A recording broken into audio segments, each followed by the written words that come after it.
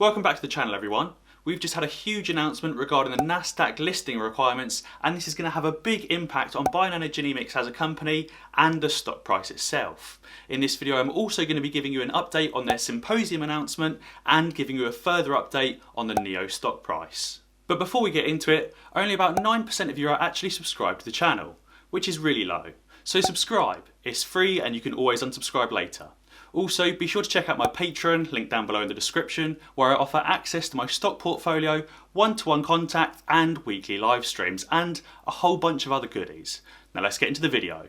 Bionano Genomics, or BNGO, have just had a huge update regarding their Nasdaq listing. The firm tweeted that they just received a letter directly from the Nasdaq staff letting them know that they've regained compliance with their minimum stock price requirement, and therefore BNGO will not be delisted from the Nasdaq. This is really great news and actually really important.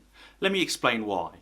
Now, you might know that the Nasdaq is a global electronic marketplace or a stock exchange, similar to the NYSE. They're both based in the US, but there are some slight differences. Companies that are listed on the NYSE are usually much bigger companies, and companies that are listed on the Nasdaq are usually smaller, medical or tech-based companies. The NYSE has a listing fee of around $500,000, whereas the Nasdaq listing fee is much smaller, around $50,000, and therefore it's much more favourable for a small, growing, volatile tech company or medical company that might be burning through cash to obviously pay a cheaper fee to list on a stock exchange. But both of these stock exchanges have different requirements.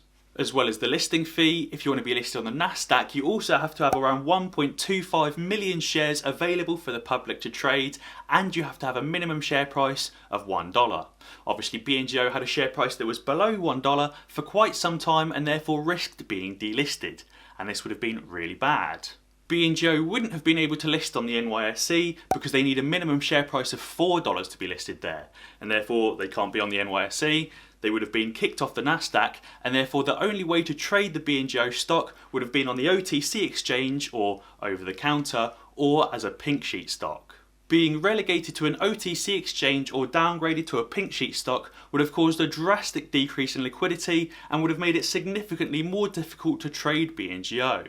Instead of there being a daily trade volume of around 50 million shares, it would have decreased to well below 3 million shares, because that was the daily trade volume before BNGO had its price explosion. There would have been only a mere few 100,000 shares traded each and every day, causing obviously this liquidity to dry up, and it would have made it significantly more difficult to sell your shares because there'd be no real interest for them. And if there's all this supply but very little demand, the price would have fallen as well, similar to a penny stock. The BNGO share price could have fallen back down to well below 50 cents a share, and therefore it's really good that it's staying on the Nasdaq and not being delisted. In terms of their Symposium announcement, they split it down into 5 separate days. Now there's a lot of words in here that I don't really understand, so I'll flash all the separate days up on the screen. And there's a few words in here that really caught my attention. First off, we have the word solid tumour.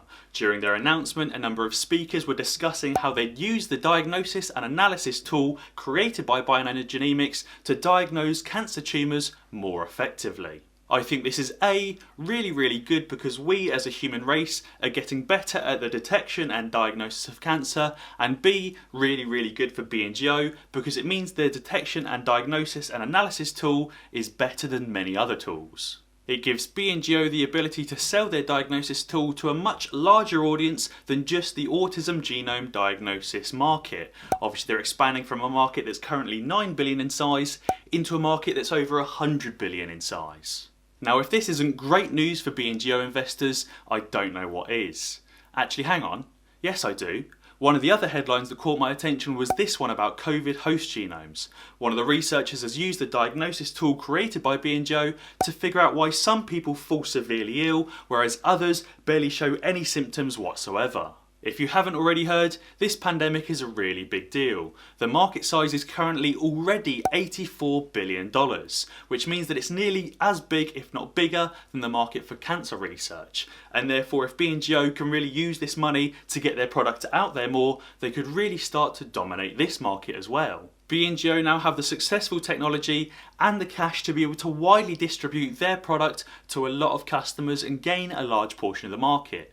As long as they remember that cash is king, they could grow incredibly fast without too many problems.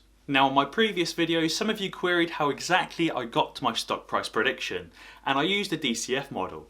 Now, I'm going to link a video down below to Tom Nash's video where he uses his DCF model and explains in detail why he's used all of his figures.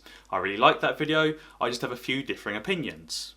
His top line EBITDA through to 2026 is calculated based on his assumption that BNGO could capture about 5% of the market.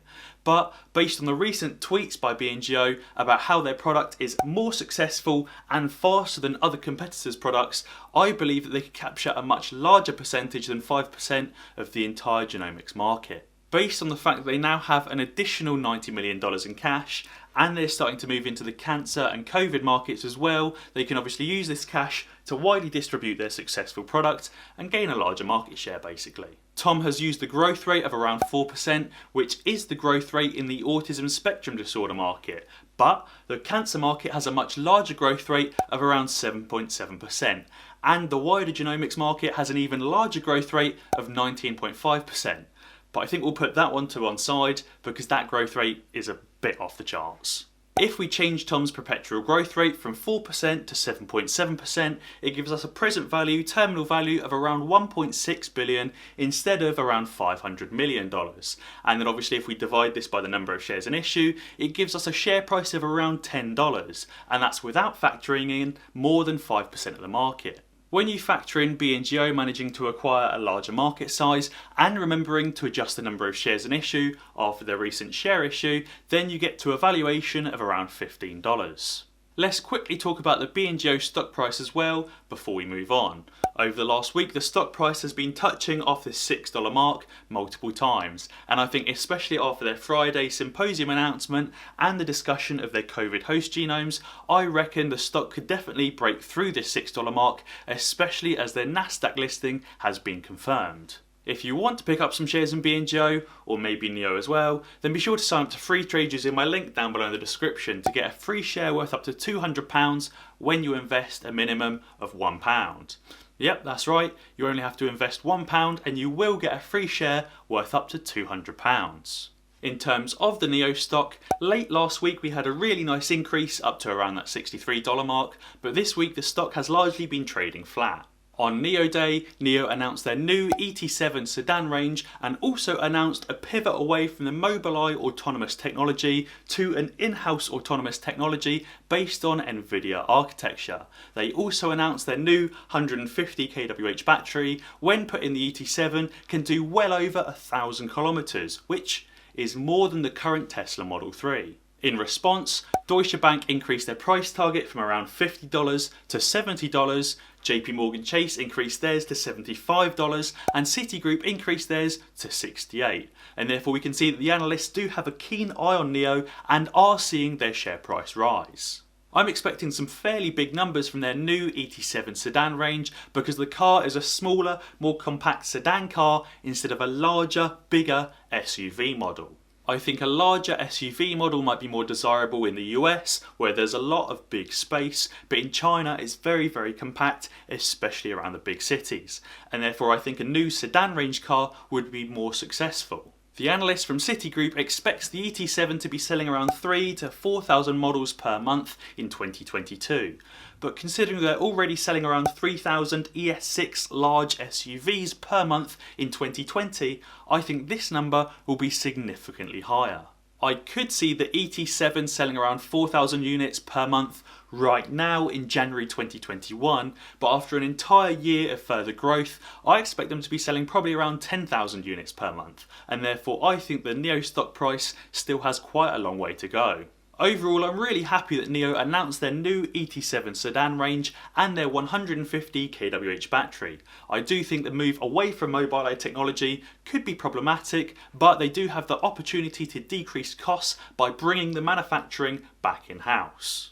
They also have the possibility to do more with the internal technology, as it's an internal team rather than NIO having to rely on an external team. They just need to make sure that they keep pumping resources into their autonomous team to have a chance of beating Tesla to level 5 autonomy.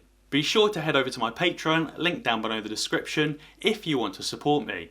Also, be sure to drop a like down below, as that also helps support me for free. And as always guys, if you enjoyed this video, be sure to check out some of my others. Alternatively, subscribe to the channel and ding the notification bell, because that way you'll be alerted when I upload a new video. Cheers!